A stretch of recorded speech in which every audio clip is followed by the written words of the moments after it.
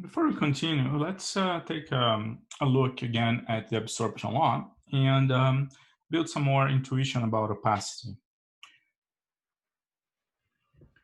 The absorption law is phenomenological. You have the differential of the intensity defined in terms of a quantity that we call opacity, and then from that opacity we define the optical depth, and then you find the intensity that is going to exit after being absorbed.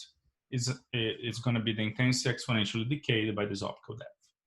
Now, to give an intuitive physical grounding, imagine an ensemble of absorbers on number density n, and each one of them has cross-section sigma. Their optical cross-section is a function of the wavelength because they can absorb in a wavelength but not in another one. The total number of absorbers in a volume dV then is going to be big N for the total number. It's given by the number density times the volume dV.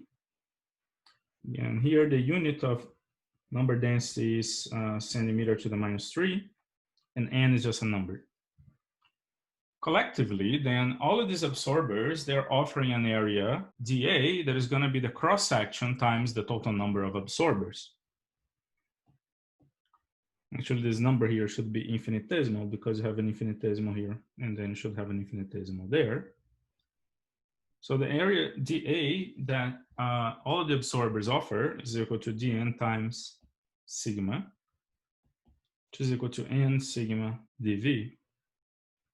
Well, the amount of energy removed is going to be proportional to the area, the solid angle, and the time and the frequency, as from the definition of the intensity.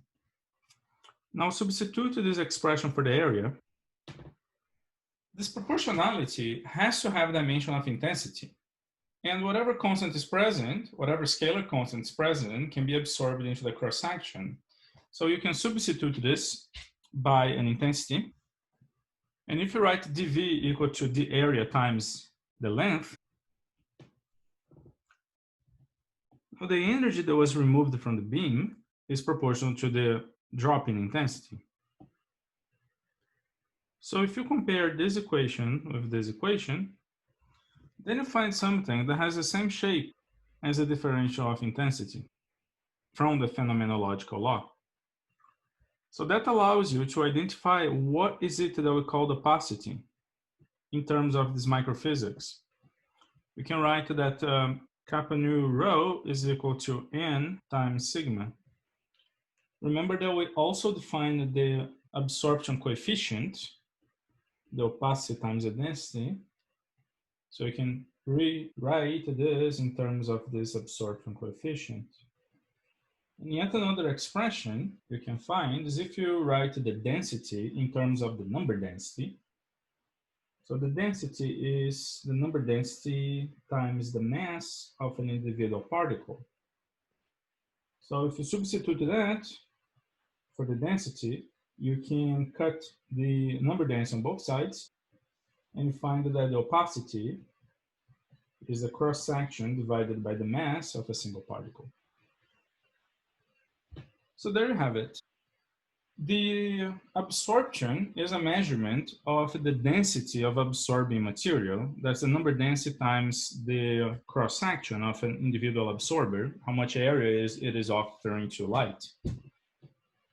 But the opacity itself, kappa rho, is the cross-section of a single absorber divided by its mass. So it's a way to tie the phenomenological law to microphysics.